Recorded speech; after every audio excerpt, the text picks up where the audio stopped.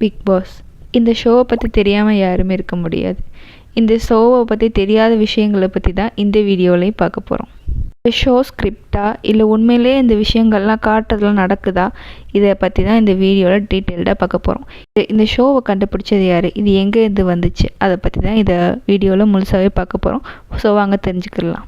Orwell அப்படிங்கிறவரை 1984 ஒரு நாவலை release பண்ணுறாரு. அந்த நாவலில் ஒரு நாட்டில் ஒரு சமுதாய மக்கள் இருக்காங்க. அந்த மக்களுடைய கற்பனை வாழ்வு ஒரு குறிப்பிட்ட பர்சன் அதாவது ஒரு பர்சன் அந்த ஒட்டுமொத்த நாட்டில் உள்ள மக்களையுமே அவருடைய கண்ட்ரோலில் வச்சுக்கிட்டு அவரோட கண்ட்ரோலில் மீறி யாரும் எதுவுமே நடக்கக்கூடாது. ஸோ அப்படிப்பட்ட ஒரு நாவல் தான் இந்த ஜார்ஜ் ஆர்வலுடைய இந்த நாவல். அந்த ஆள் சொல்கிறத கேட்காம அவங்க மனசுக்கு படி வேறு ஏதாவது செஞ்சாங்கன்னா அவங்களுக்கு கட்டாயமாக ஒரு பெரிய தண்டனை வழங்கப்படும். அதான் இந்த நாவலுடைய ஒட்டுமொத்த கதையுமே. ஸோ இதை இன்ஸ்பயர் பண்ணி தான் மோல் அப்படிங்கிறவர் 1999 நெதர்லாண்டில் இது ஒரு ப்ரோக்ராமாக கண்டக்ட் பண்ணுறாரு.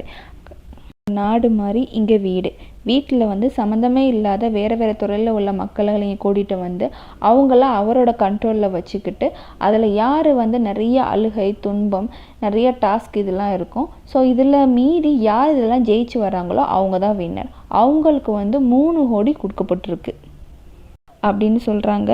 ஸோ இது கேஷ் ப்ரைஸஸாக அங்கே நெதர்லாண்டில் 3 கோடி கொடுத்துருக்காங்க. நம்ம சைடில் 50 லட்சம் அண்ட் ஹிந்தியில் 1 crore அண்ட் 60 லட்சத்துலேருந்து ஸ்டார்ட் பண்ண மாதிரி ஒரு நியூஸ் வந்திருக்குது.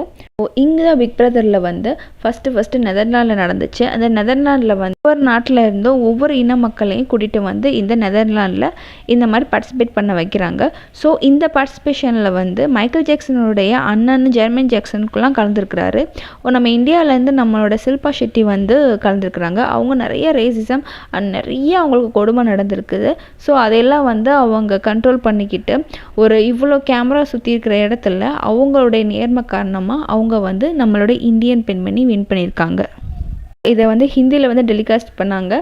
இதை சல்மான் கான் தான் ஸ்டார்ட் பண்ணார் அப்படின்னு நினச்சிக்கிட்டு இருக்கீங்க. ஸோ அவர் இல்லை, அவருக்கு முன்னாடி நிறைய பேர் 2-3 பேர் இது ஸ்டார்ட் பண்ணிட்டு போயிட்டாங்க. பட் இது நிறைய நினச்சது சல்மான் கானுக்கு தான். ஸோ அவருக்கு தான் இந்த ஷோ செட் ஆயிடுச்சு. ஏன்னா நிறைய அதில் ரூத்லெஸ் நிறைய நடந்துக்கிடுவாங்க. அதுக்கெல்லாம் கரெக்டான ஆள்னா சல்மான் கான் மாதிரி உள்ள ஆளுக்கு தான். ஸோ இதை சவுத் இண்டியனில் கொண்டு வந்தாங்க. ஃபஸ்ட்டு நம்ம தமிழில் தான் கொண்டு வந்தாங்க. அப்புறம் கன்னடா, அப்புறம் தெலுங்கு, அப்புறம் மலையாளம் இதில் டெலிகாஸ்ட் பண்ண ஆரம்பிச்சிட்டாங்க. ஸோ இதில் இப்போ டிஆர்பி ரேட்டில் எதுனா தெலுங்கு தான் நல்லா போய்கிட்டு இருக்கு. ஸோ உள்ளே நடக்கிற விஷயங்கள் இது எல்லாமே ஸ்கிரிப்டுன்னா ஃபஸ்ட்டு இந்த டீலில் ஃபஸ்ட்டே சொல்லிடுவாங்க, நீங்கள் இந்த மாதிரிலாம் கான்டென்ட் கொடுக்கணும் அப்படின்னு சொல்லிட்டு. அதாவது லவ் கண்டென்ட் கொடுக்கணும், அப்புறம் இந்த மாதிரி ஃபைட் பண்ணணும், அந்த மாதிரி ஆட்களை செலக்ட் பண்ணி ஸோ இந்த மாதிரி ஒவ்வொருத்தவங்களுக்கும் ஒவ்வொரு மாதிரி சொல்லுவாங்க, நீங்கள் இந்த மாதிரி பண்ணுவீங்களா அப்படின்னு சொல்லிட்டு. பட் அங்கே உள்ளே நடக்கிற எல்லாமே ரியல் தான். பட் கான்டென்ட் படி அவங்களாம் அதாவது சாதாரணமாக இந்த விஷயத்தில் ஓகே அப்படி சொல்லிட்டு போயிடலாம். பட் இந்த மாதிரி பண்ணாதான் நாங்கள் டிவியில் தெரியும் அப்படின்னு சொல்லிட்டு இவங்க சைன் வாங்குறதுனால தான் அவங்க ஓவர் ரியாக்ட் பண்ணுறாங்க. ஸோ இதான் கண்டென்ட். ஓகேவா? இது கண்டிப்பாக நடக்குது. லவ் கண்டென்ட்லாம் அங்கே நடக்கிற லவ் எதுவுமே உண்மை கிடையாது. ஒரு 5% 100ல் ஒரு 5% தான் அதில் உண்மைன்னு சொல்ல முடியும். மித்த எல்லாருமே என்னென்னா கான்டென்ட்காக தான். அதாவது இந்த ஷோவில் ரொம்ப நாள் இருக்கணும் அப்படின்னா. ஏன்னா இதோடைய கேஷ் அமௌண்ட்டு பார்த்திங்கன்னா 50 லட்சம். பத்தாவதுக்கு இது மூலமாக நிறைய ஃபேமஸ் ஆகலாம், தெரியாத முகம்லாம் நம்ம தெரிஞ்சுக்கலாம். ஸோ அதுக்காகத்தான் நிறைய பேர் தான் பேர் கெட்டு போனாலுமே சரி நெகட்டிவ் சைட்லேயே நிறைய பேர் போவாங்க. ஸோ அதே மாதிரி சண்டை போடுறவங்க சும்மா சண்டை போடலாம், டிஆர்பி ஏற்றுறதுக்காக நான் உங்களுக்கு எக்ஸ்ட்ரா அமௌண்ட் கொடுக்குறோம் இந்த மாதிரி சொல்கிறதுனால தான் இவங்க இந்த மாதிரி சண்டை போடுறதோ இது பண்ணுறதோ செய்கிறாங்க. இல்லைன்னா சும்மா லாலா பாட்டு தான் பாடிக்கிட்டு இருப்பாங்க. அதே மாதிரி இந்த வீட்டோட தீமே பார்த்திங்கன்னா ஒரு மாதிரியே டார்க்காக இருக்கும். ஒரு மாதிரியாக நம்மளுக்கு டிப்ரெஷனை ஏற்படுத்துகிற மாதிரியும் ஒரு மாதிரி ஸ்ட்ரெஸ்ஸாக இருக்கிற மாதிரியும் ஏற்படுத்தும். அது மட்டும் இல்லாமல் அந்த பிக் பாஸை பார்த்திங்கன்னா உங்களுக்கு தெரியும், அவர் வாய்ஸ் எப்போயாவது தான் வரும். நம்ம ரொம்ப ஸ்ட்ரெஸ்ஸாக இருக்கையில் நம்ம மனசில் எதை இது பண்ணால் நம்ம இந்த ஷோ விட்டு போக மாட்டோமோ அதை மாதிரியே அவர் பேசுவார். நம்மளுடைய மைண்டை மக்கள் புரிகிறத விட அவர் நல்லா கேப்சர் பண்ணி வச்சுருப்பார்.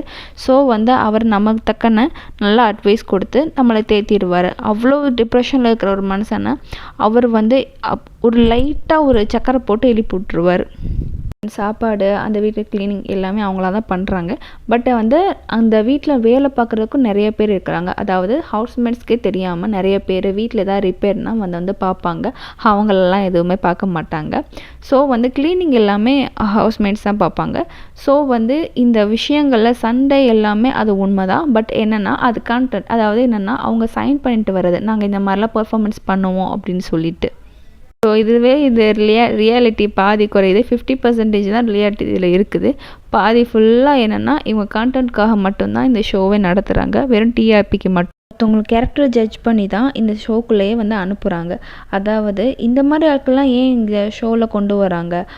அரோரா, அதே மாதிரி இந்த மாதிரி வாட்டர்மெலன், இவங்களெல்லாம் ஏன் கொண்டு வராங்க அப்படின்னு நம்ம எல்லா மனசுக்குள்ளேயுமே இருக்கும்ல. நம்ம சோஷியல் மீடியாவில் வந்து பார்த்துட்டு இந்த மாதிரி ஆட்களெல்லாம் எதுக்காக கொண்டு வராங்கன்னு நம்ம நினைக்கிறோம்ல. இவங்களை பார்த்துட்டே வந்து நம்மளுக்கு ரொம்ப வெறுப்பாகுது. அந்த சோஷியல் மீடியாவில் பார்த்துட்டு நம்ம வந்து நமக்கு பிடிக்கல, பட் இருந்தாலும் அவங்க என்ன தான் பண்ணுறான்னு நம்ம பார்க்குறோம்ல. ஸோ அதே மாதிரி தான் இந்த ஷோவோட கான்செப்ட். நமக்கு வந்து பிடிக்கல, அங்கே நடக்கிறது எதுவுமே பிடிக்கல, பட் இருந்தாலும் நம்ம இங்கே என்ன தான் நடக்குன்னு பார்க்குறோம்ல. இந்த க்யூரியாசிட்டிக்காகத்தான் இந்த மாதிரி ஆட்களெல்லாம் இறக்குறாங்க. ஸோ நம்ம ஹேட் பண்ணுற எல்லா விதமான ஆட்களையும் இங்கே உள்ளே அனுப்பி அவங்க என்னென்ன பண்ணுறாங்கன்னு நம்மளுக்கு வேடிக்கை காட்டுறது தான் இந்த பிக் பாஸ் ஷோ. முழுக்க டிஆர்பிக்காக மட்டும்தான் இந்த ஷோ. இல்லை யாருக்காவது இதுலேருந்து சான்ஸ் கிடச்சிச்சா எல்லாருக்குமே கெட்ட பேரோட தான் வெளியே போய்க்கிறாங்க. இன்க்ளூட் வந்து இப்போ Parvathi and Kamarudheen red card வாங்கிட்டு போனது. ஸோ ரெட் கார்டு வாங்கினா வந்து எந்த ஆட்லேயும் நடிக்க முடியாது. அதே மாதிரி எந்த இன்டர்வியூலையும் பங்கு பெற முடியாது. சினிமாலையுமே அதோட சான்ஸ் வந்து ரொம்பவே கம்மி. அது மட்டும் இல்லாமல் பேமெண்ட் கொடுக்க மாட்டாங்க. இவ்வளோ நாள் என்ன இது பண்ணுவாங்களோ அதுக்கு பேமெண்ட் கண்டிப்பாக கொடுக்கவே மாட்டாங்க. ஸோ வந்து வேறு சீரியலையும் நடிக்க முடியாது. ரெட் கார்டு வாங்கினவங்க தானே அப்படின்னு ஒரு பேர் இருக்கும். ஸோ இது வந்து அந்த இன்ஃபர்மேஷனாக அந்த அவங்க சைன் பண்ண லெட்டர்லேயே இருக்கும். ஸோ இதெல்லாம் தெரிஞ்சு தான் சைன் பண்ணி உள்ளே போயிருக்காங்க. பட் அதை அத்துமீறினா வந்து இவங்க அதோடைய விளைவுகளை சந்திக்க நேரிடும். பட் இவ்வளோ நாள் பார்வதியை அவங்க டிஆர்பிக்காக யூஸ் பண்ணிவிட்டு இப்போ அந்த பொண்ணை சுத்தமாக அவங்க கைவிட்டது மாதிரி தான் சொல்ல முடியும். பட் வந்து அவங்க பண்ணதுக்கு தான் கண்டிப்பாக அவங்க போயிருக்காங்க. அது கண்டிப்பாக நிச்சயம்.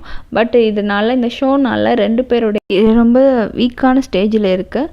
பட் இதுலேருந்து அவங்க எழுந்து வந்துடுவாங்க. ஸோ 2 பேருக்குமே டேலண்ட் இருக்குது. ஸோ அதை நம்புவோம். பட் இருந்தாலும் ஏன் இந்த மாதிரி அவங்கள அசிங்கப்படுத்தணும்? அவங்க நம்பி தானே அவங்க ஷோக்கு வந்திருக்காங்க, நம்மளை வந்து நல்ல விதமாக காட்டுவாங்கன்னு. ஸோ நீங்கள் கவனித்து பார்த்தீங்கன்னா உங்களுக்கு தெரியும். அதாவது ரொம்ப பெரிய பிரச்சனை நடக்கும், அடிச்சுக்கிற மாதிரி நிலமையெல்லாம் நடக்கும். பட் எதுவுமே பிக் பாஸ் டீம்லேருந்து யாரும் வரமாட்டாங்க. அதே மாதிரி பிக் பாஸ் அமைதியாக தான் இருப்பார். ஏன்னா அவங்கள அடிச்சுக்க விடணும். அடிச்சுக்க விட்டால் தான் டிஆர்பி அதிகமாகும். ஸோ வந்து அது வரைக்கும் அமைதியாக இருந்துட்டு அதுக்கப்புறம் தான் அதுக்கான ஆக்ஷன் எடுப்பாங்க. ஏன்னா அவங்களுக்கு தேவை வெறும் டிஆர்பி மட்டும்தான், வேறு எதுவுமே இல்லை. சரி, அந்த பொண்ணுக்கு வலிப்பு வந்து கீழே விழுகலை, எதுக்காக பிக் பாஸ் டீமும் வரல? பிக் பாஸ் ஒரு சவுண்ட் கொடுத்துருக்கலாம்ல, இந்த மாதிரிலாம் பண்ணாதீங்க, நான் வார்னிங் தரேன்னு சொல்லிட்டு. ஏன் அது பண்ணலை? ஏன்னா அவங்களுக்கு தேவை கான்டென்ட், டிஆர்பி, அது மட்டும்தான் அவங்களுக்கு, வேறு எதுவுமே இல்லை. அதுக்காக யார் எந்த சூழ்நிலைக்கு போனாலும் அவங்களுக்கு எந்த கவலையும் இல்லை. ஸோ இதுதான் வந்து பிக் பாஸ். அந்த பொண்ணுக்கு அப்பயே இருந்தால் அந்த ஷோக்கு வந்து இது நஷ்டஈடாக ஆயிருமா? அதெல்லாம் கிடையாது. அந்த 2 பேர் மேலேயும் தான் கேஸ் விழுந்து தவிர்த்து அந்த ஷோ ஈஸியாக வந்து காசு கொடுத்து அதை நிலைவிடும். அதான் இது வந்து மேட்டரே. மெயினான இதில் கல்ப்ரேட்டு யாருன்னா பிக் பாஸ் தான். நீங்கள் நல்லா கவனித்து பாருங்கள். சண்டை அதிகமாக நடக்கல. பிக் பாஸ் வந்து எந்த சவுண்டும் கொடுக்க மாட்டார். அதே மாதிரி சண்டே ஃபுல்லாக அவங்க வாங்கிக்கிடுவாங்க. அது என்ன அங்கே நடக்குதோ அதை ஃபுல்லாக முத்த விட்டதுக்கப்புறம் தான் ஆறி போனதுக்கப்புறம் அவங்களுக்கு கூப்பிட்டு அட்வைஸ் பண்ணுறது. இதை வந்து மெயினான விஷயங்களை வந்து என்னென்னா அந்த ஹோஸ்ட்டுக்கு வந்து போட்டு காமிக்கிற. ஹோஸ்ட்டும் வந்து அதை கண்டினியூவெல்லாம் பார்க்க மாட்டாங்க. மெயினானதை மட்டும்தான் அவங்கள்ட்ட காமிச்சிட்டு மற்ற எல்லாத்தையும் ஸ்கிப் பண்ணிடுவாங்க. அதை மட்டும்தான் அவங்க வந்து கேட்க சொல்லுவாங்க. ஸோ இதாக வந்து பாஸில் வந்து நடந்துக்கிட்டு இருக்கு. ஸோ இங்கே வந்து ஒரு நாளைக்கு 15,000-20,000 சேலரி கொடுக்கல. இது நல்ல சேலரி கிடைக்கிது. என்ன கேரக்டர் வந்து டேமேஜ் ஆனால் என்ன, அதுக்குமே அவங்க கேரண்டி கொடுப்பாங்க. நாங்கள் வந்து உங்களை மீட்டு கொண்டு வந்துடுவோம். உங்கள் கேரக்டர் வந்து நெகட்டிவ் ஷேடில் காமிச்சாலுமே நாங்கள் சேனல் மூலமாக உங்களை நாங்கள் மீட்டு கொண்டு வந்துடுவோம். நீங்களே பாருங்களேன், நெகட்டிவ் ஷேடில் வந்து எத்தனையோ பேர் வந்தாங்க. பட் வந்து அவங்க வேறு ஒரு ஷோ மூலமாக பாசிட்டிவ் ஆக்கி வெளியே ஆயிருக்காங்க. ஸோ வந்து இதான் வந்து பிக் பாஸோடைய பிளானே. இந்த நாவல்லே இவ்வளோ இன்ட்ரெஸ்ட்டாக இருக்கே, ஸோ இதை ஷோவாக கண்டக்ட் பண்ணோம்னா எப்படி, ஸோ வந்து அது எப்படி இதாகும், மக்களுக்கு அது பிடிக்குங்கிறது அந்த இடத்துல ஏதாவது நடந்திருக்கணுமே, இப்படி நடந்துக்கலாமே. நம்மளுக்கு பார்த்தீங்கன்னா டெய்லி வந்து சுபமாக இருந்தால் நம்மளுக்கும் பார்க்க தோணாது, சண்டை நடந்தால் தான் நம்மளுக்கு ஒரு இன்ட்ரெஸ்ட்டாக இருக்கும். ஸோ மக்களுடைய மனசை புரிஞ்சு வச்சுக்கிட்டு தான் இந்த கேமையே ஸ்டார்ட் பண்ணியிருக்காங்க. அதோடைய டைட்டிலே பார்த்தீங்களா, ஒரு மாதிரி ஸ்ட்ரெஸ்ஃபுல்லாக, ஒரு மாதிரி பைத்தியமாக, சைக்கோ, ஒரு மாதிரி ஈவிலிஸ்டிக்காக இருக்குது பார்த்தீங்களா. ஸோ இதான் வந்து பிக் பாஸ் உடைய மைண்ட் செட். ஸோ இலுமினாட்டி வந்து இதில் ஜாயின் ஆயிருக்காங்கன்னா அது இன்ன வரைக்கும் ப்ரூஃப் கிடையாது, பட் அவங்க தான் மெயின் லீடுன்னு சொல்கிறாங்க.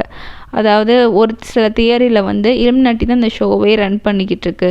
ஸோ வந்து இந்த இலுமினாட்டிக்கு இது முக்கிய பங்கு இருக்குது அப்படின்னு சொல்கிறாங்க, ஏன்னா அந்த ஒத்தக்கன் சிம்பிள்னால. ஸோ அது என்னன்னு எனக்கு தெரியலை, பட் வந்து இது வரைக்கும் நம்ம ரிசர்ச் பண்ணதுலையும் இதை ஐடென்டிஃபை பண்ணதுலையும் இதான் நடக்கிறது மட்டும்தான் உண்மை. ஓகேவா. பிக் பாஸ் வந்து என்னென்னா ஒரு கண்கட்டி வித்த மாதிரி தான். ஸோ வந்து நான் பிக் பாஸ் அவ்வளோ பார்க்க மாட்டேன், ஜஸ்ட் ஒரு ப்ரோமோ வாட்ச் தான். பட் இருந்தாலும் எனக்கு வந்து இதை எனக்கு ரிசர்ச் பண்ணுறது ரொம்ப பிடிக்கும். ஸோ இதை நான் ரிசர்ச் பண்ணதில் என்னுடைய தெளிவு என்னென்னா இதான் அங்கே நடந்துக்கிட்டுருக்கு. ஸோ அங்கே இப்போ வந்து ரீசெண்டாக அந்த நந்தினி கூட அப்படி தான் சொன்னாங்க, அங்கே ரொம்ப கஷ்டப்படுத்துகிறாங்க அப்படின்னு. எல்லாமே அவங்களுடைய பிளான் தான். ஸோ இதுக்கு முழுக்க காரணம் விஜய் டிவி தான். Bigg Boss and Big Brother, அதுக்கப்புறம் அந்த நாவல். ஓகேவா, இதாக இதுக்கு முக்கிய காரணம். ஸோ வந்து இந்த ஷோவை பார்க்காதீங்கன்னு சொல்ல மாட்டேன், ஜஸ்ட்டு இதை ஒரு லைஃபோட இதாக கொண்டு போகாதீங்க. இது மூலமாக எந்த லெசன் நம்ம கற்றுக்கவே முடியாது. ஸோ இதை ரொம்ப தீவிரமாக எடுத்துக்காமல் ஜஸ்ட் ஒரு பொழுதுபோக்காக பார்த்துட்டு போகலாம், அவ்வளோதான். இதில் ரொம்ப ஸ்ட்ரெஸ்ஃபுல்லான இதெல்லாம் வந்துச்சுன்னா நீங்களே அவாய்ட் பண்ணிடுங்க. ஜாலியாக இருக்கிற வரைக்கும் ஓகே தான். எனக்கு ரொம்ப பிடிச்ச சீசன்னா சீசன் 3 மட்டும்தான், மற்ற எதுவும் எனக்கு அவ்வளோ பெருசாக பிடிக்கல. ஓகே கைஸ், உங்களுக்கு நான் முடிஞ்ச வரைக்கும் இன்ஃபர்மேஷன் கொடுத்துருக்கேன்னு நினைக்கிறேன். ஸோ நெக்ஸ்ட்டு இன்னொரு இன்ஃபர்மேட்டிவான வீடியோ கொண்டு வரேன். பாய்.